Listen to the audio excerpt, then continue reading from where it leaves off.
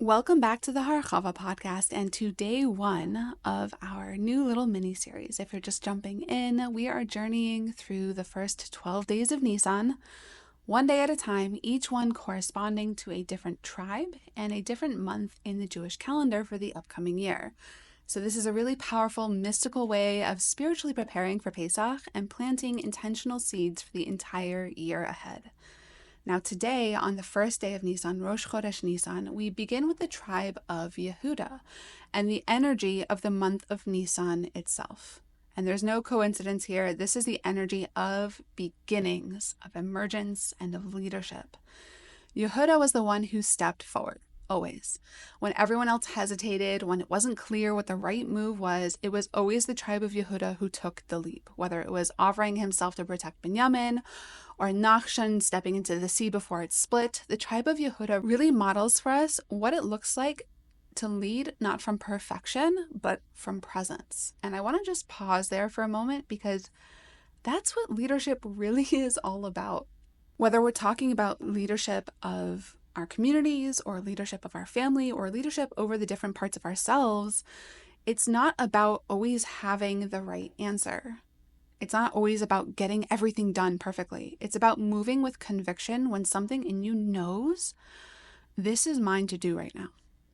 So Nisan is the first month in the Torah's counting of the months of the year, and it's associated with speech, with articulation, with declaring something into being. So this is the energy of Geula, of redemption, and of breaking free from our inner Egypt that tells us that we're too small and too late and too unprepared and not enough. So today, as we're aligning with Yehuda and with Nisan energy, I want to just offer a question. What truth are you being called to speak into existence? Is there a part of you that's been quieted? A dream or a desire that you've downplayed because it feels too bold or too soon? Maybe a boundary that you haven't voiced yet? Or a version of yourself that's been whispering in the background, waiting for you to finally say, I'm here. So today is really all about authentic self-expression and how that can become the foundation for conscious leadership in our lives. Not performance, not pretending, but the courage to let what's inside actually come out.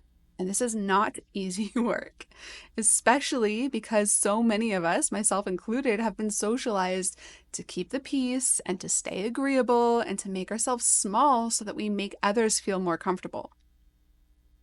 But Yehuda didn't wait for approval. He acted from his core. He opened his mouth. He stepped forward. And that, according to our tradition, is why the kings of Israel come from Yehuda's line. Because real leadership begins with that truth spoken from the gut. So here's something that I want you to try today. We're going to make this incredibly simple. I want you to just place your hands on your chest and on your belly, one on each, and take a deep breath in through the nose and sigh it out through the mouth with sound. Do that a few times.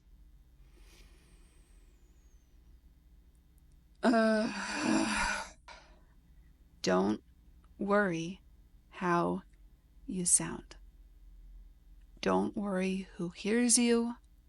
Just let your breath come out with whatever sound it needs to make.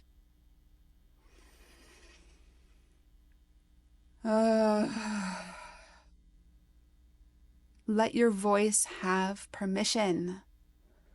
Let your body feel what it's like to take up a little more space. Because today, that's the Yehuda, taking up your rightful space with kindness and with conviction, but stepping forward. And this is the seed for the month of Nisan and the beginning of our year. So in the show notes, you'll find a link to a journaling prompt for today. And we'll have that there for every single day of these 12 days of Nisan. And I'll see you tomorrow for day 2, where we're going to step into the tribe of Yisachar and the gentle power of integration. But until then, keep breathing, keep softening, and keep showing up with your truth. See you tomorrow.